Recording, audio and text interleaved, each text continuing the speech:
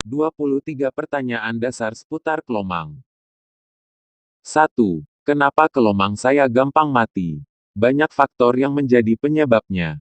Penjual yang kurang peduli dengan kelomang, terutama pengepul dapat menyebabkan kelomang stres, terluka, atau dehidrasi. Stop kerabitat yang salah. Populasi padat. Makanan yang kurang seimbang nutrisinya.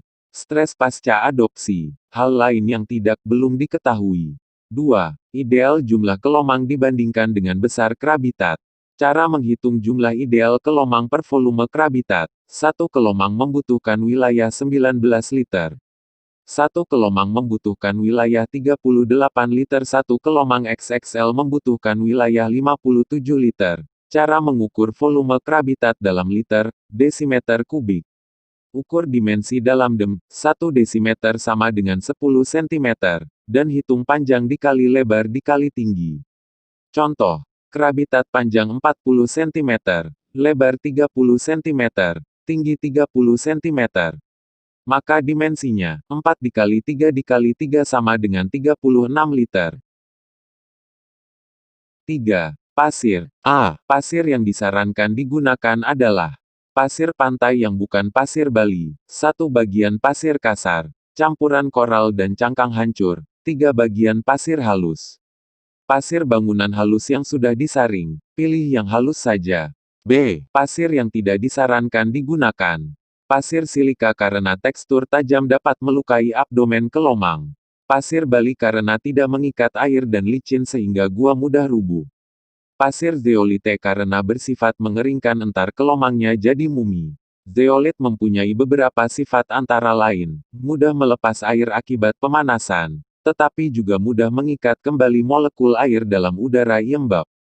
Oleh sebab sifatnya tersebut maka zeolit banyak digunakan sebagai bahan pengering. Di samping itu zeolit juga mudah melepas kation dan diganti dengan kation lainnya. Misal zeolit melepas natrium dan digantikan dengan mengikat kalsium atau magnesium.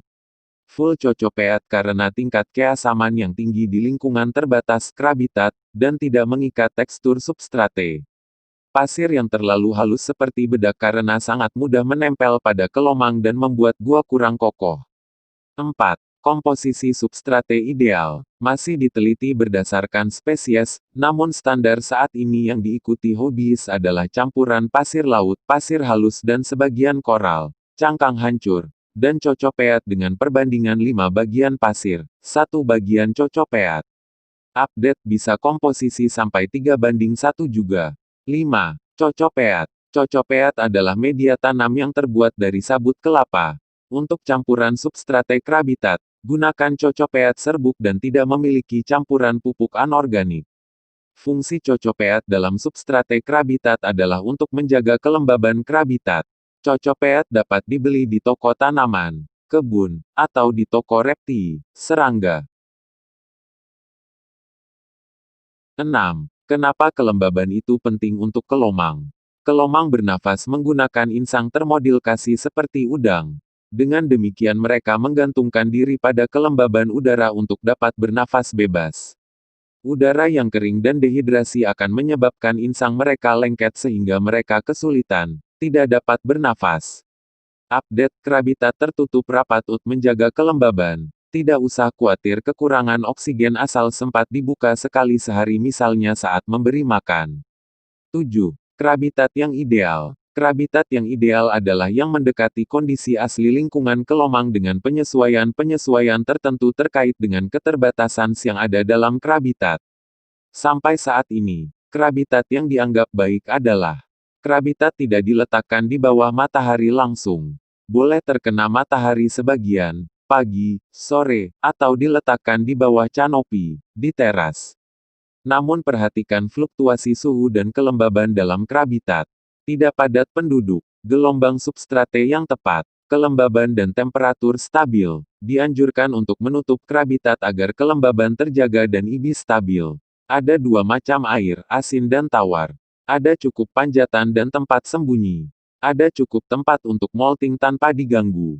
Ada cukup cangkang kosong dengan kondisi baik dan ukuran yang sesuai. Kelomang mendapat UVA plus UV opsional. 8. UVA dan UVB, perlukah? Pada dasarnya kelomang adalah makhluk nokturnal yang hanya keluar pada malam hari. Dengan demikian masih belum ada kejelasan dan penelitian lebih lanjut apakah UVA dan UVB diperlukan dan bermanfaat untuk kelomang. Sebagian hobiis berpendapat bahwa untuk mendekati habitat asalnya, UVA dan UVB perlu dipertimbangkan keberadaannya. Mereka memilih untuk menyediakan lampu UVB untuk menghindari kelomang stres karena dipegang-pegang untuk dijemur. Jika ingin menyediakan lampu UVB, pilih lampu dengan watt paling rendah. UVB lebih besar daripada UVA, dan berupa tube. Lampu dinyalakan mengikuti siklus harian siang dan malam, menyala kurang lebih 6 jam sehari. Perlu diingat bahwa lampu UVB hanya efektif selama 6 bulan dan harus diganti berkala, meskipun akan tetap menyala terang setelah lebih dari 6 bulan.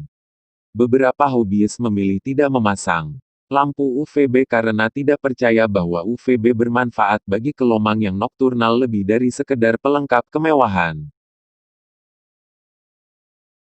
9. Perlukah kelomang dimandikan? A. Saat pertama diadopsi, kelomang boleh dimandikan untuk menghindari bakteri bawaan, menghindari kutu yang tidak diinginkan, menghindari dehidrasi mengingat bahwa banyak penjual kurang memiliki pengetahuan cukup tentang kelomang dan tidak bertanggung jawab.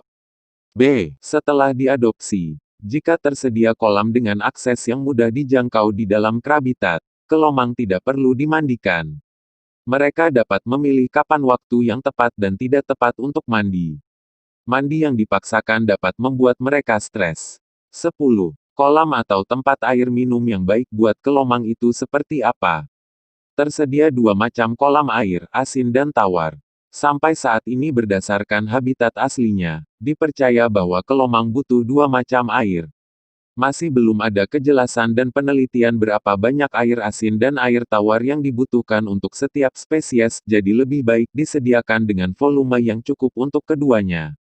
Kolam cukup luas dan dalam untuk kelomang yang paling besar dapat terendam seluruhnya. Kolam harus dilengkapi dengan panjatan untuk akses keluar masuk bagi semua ukuran kelomang dalam krabitat, besar, kecil. Air harus diganti dalam jangka waktu tertentu. Disarankan untuk menggunakan air bebas kaporit, kapur, logam, dan kimia tertentu.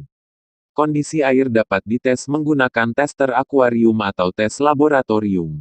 Bila air mengandung kaporit, maka air dapat didiamkan semalaman dan diambil lapisan teratas saja. Alternatif lain bisa menggunakan water conditioner untuk akuarium. Merek yang sampai saat ini diketahui aman dan disarankan untuk kelomang adalah merek Sichem Prime.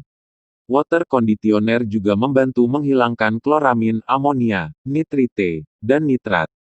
Baca aturan pakai dengan baik bila menggunakan water conditioner. Kapur dan logam dapat disaring dengan menggunakan filter air osmosis.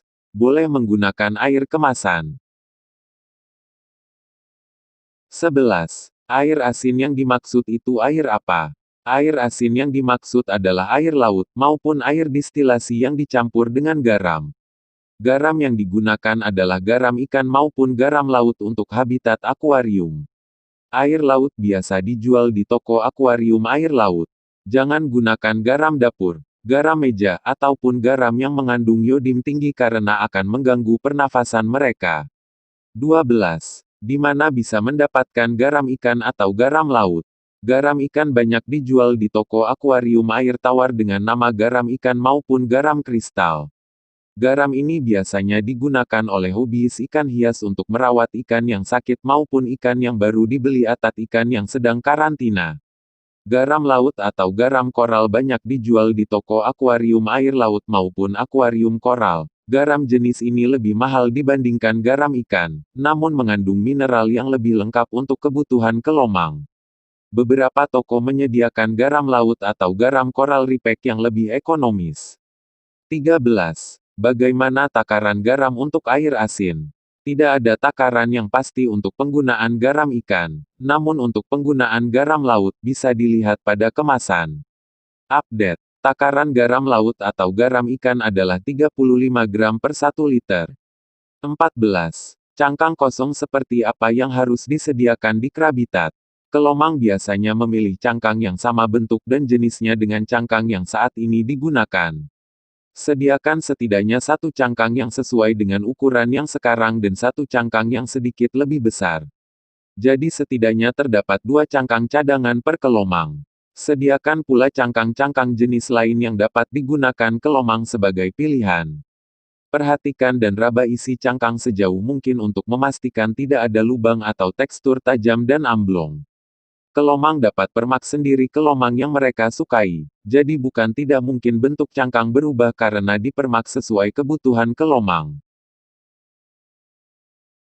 15. Bolehkah beberapa jenis kelomang disatukan dalam satu kerabitat? Beberapa jenis kelomang bisa dijadikan satu, namun tidak semua jenis dapat dijadikan satu. Brevimanus sebaiknya tidak dijadikan satu dengan jenis lain karena cenderung agresif, namun bisa dicampur dengan jenis lain asalkan jenis lainnya lebih kecil. Ukuran yang lebih kecil mempersempit kemungkinan Brevimanus merebut cangkang teman sekerabitatnya. Violescens cenderung agresif terhadap kelomang yang molting dan beberapa kasus mensinyalir jenis Violescens ibih kanibal. 16. Makanan kelomang. Kelomang pada dasarnya adalah pengais makanan sisa, scavenger. Namun demikian penelitian menyebutkan bahwa banyak binatang tidak benar-benar dapat membedakan mana yang merupakan makanan dan mana yang bukan, dan mana makanan yang beracun buat mereka dan mana yang tidak. Karena itu pemilik wajib untuk memperhatikan kebutuhan nutrisi kelomang di kerabitat. Dipercaya bahwa kelomang tidak memakan makanan yang sama 2 hari berturut-turut. Jadi ada baiknya jenis makanan divariasi. Porsi makanan disesuaikan dengan kebutuhan kelomang. Makanan sebaiknya ditaruh di malam hari sebelum tidur dan diangkat di pagi hari untuk mencegah lalat buah dan binatang parasit lainnya. 17. Contoh setap kerabitat seperti apa? Tidak disarankan dasar gravel karena sulit dibersihkan, kelembaban tidak stabil, lebih cepat bau karena bakteri, angka kematian tinggi karena molting atau sesak nafas, dan habitat asli kelomang tidak terdiri dari gravel. 18. Apa itu molting pada kelomang? Molting adalah fase pergantian kulit dalam rangka pertumbuhan. Peristiwa ini terjadi di mana kelomang melepas kulit bagian terluar eksoskeleton, dan kemudian menunggu sampai kulit barunya menjadi keras seperti semula. Sambil menunggu kulitnya mengeras, kelomang akan memakan sebagian dari eksoskeleton lamanya untuk mengembalikan kalsium dan zat-zat lainnya untuk mendukung pertumbuhan dan perkembangan kulit barunya. 19. Ciri-ciri kelomang akan molting itu bagaimana? Ciri-ciri umum adalah mata tidak bening, makan minum rakus, gali-gali pasir. Ciri-ciri yang pasti adalah muncul molting sak. 20. Ciri-ciri kelomang selesai molting itu seperti apa? Ciri-ciri umum adalah mata bening, mungkin terdapat perubahan karakter, makan minum rakus. Ciri-ciri pasti adalah kuku tajam-tajam dan rambut atau bulu yang lebat. 21. Berapa lama kelomang molting? Tidak ada patokan pasti berapa lama kelomang molting. Pada umumnya kelomang kecil ibis sering molting dengan waktu yang singkat, sementara kelomang besar butuh waktu lebih lama namun lebih jarang. Tapi bukan berarti hal ini berlaku mutlak. Beberapa kelomang kecil, ukuran S dilaporkan selesai molting setelah 3-4 bulan. Sementara ada pula laporan bahwa kelomang besar, ukuran M, selesai molting setelah 1 bulan. Beberapa kelomang dapat molting dalam jangka waktu yang berdekatan bila molting sebelumnya dirasa tidak sempurna. 22. Kelomang mengubur diri apakah selalu berarti molting? Kelomang mengubur diri bukan selalu karena mereka molting. Beberapa kelomang sekedar pemalu dan penakut karena mereka pada dasarnya adalah makhluk yang seringkali dimangsa burung atau binatang lain sehingga mereka mengubur diri dan hanya keluar pada malam, dini hari untuk mencari makan. Alasan lain adalah untuk menyesuaikan suhu, terutama bila suhu di permukaan terlalu tinggi. 23. Berapa banyak substrate yang dibutuhkan oleh kelomang? Substrate minimal 2 kali tinggi kelomang terbesar dalam kerabitat. Semakin tinggi substrate semakin baik karena semakin kecil kemungkinan bau mereka saat molting sampai di permukaan yang membuat mereka digali oleh teman-temannya. Mari bergabung dan belajar bersama seputar kelomang di grup Facebook Kelomang Lovers Indonesia.